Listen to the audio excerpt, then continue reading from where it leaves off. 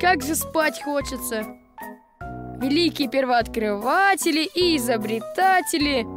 Уф, как же скучно.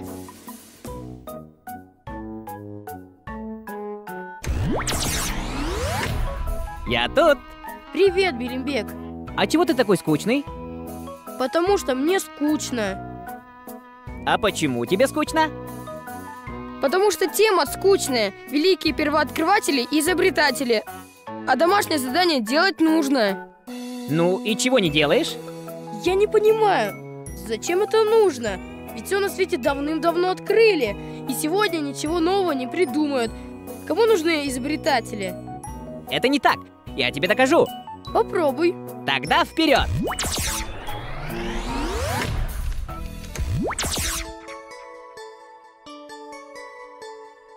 О, смотри, Берембек, какой бородатый дядька.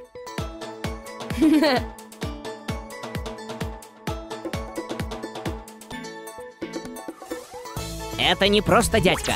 Это самый известный с древности изобретатель Архимед Сиракузский. Он придумал современную математику, которую вы учите в школе. Ну, это несложно. Да, только не забывай, что сделал это он более 2000 лет назад, когда не было ни компьютеров, ни калькуляторов. Ого, здорово! Что он сделал?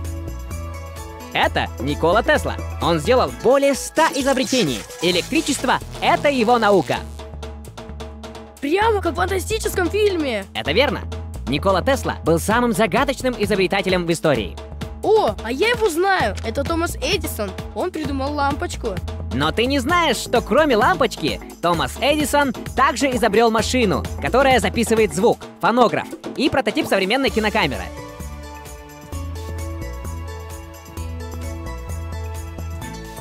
Ничего себе! Этого я не знал. А вот этот человек подарил всему миру связь. Это Александр Белл, изобретатель телефона.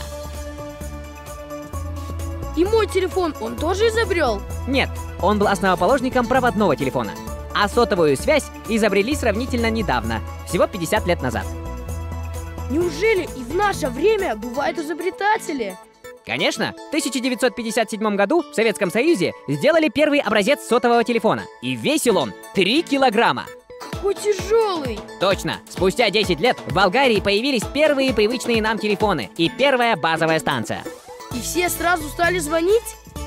Нет еще. На то, чтобы сделать целую сеть, ушли годы. Первый звонок по сотовому телефону был сделан 3 апреля 1973 года. Ух ты! Я и не знала, что история может быть такой интересной. Конечно, ведь еще много чего не изобретено. Я решила стать настоящим изобретателем и что-нибудь изобрести. Отличная идея, но для начала нужно выучить уроки.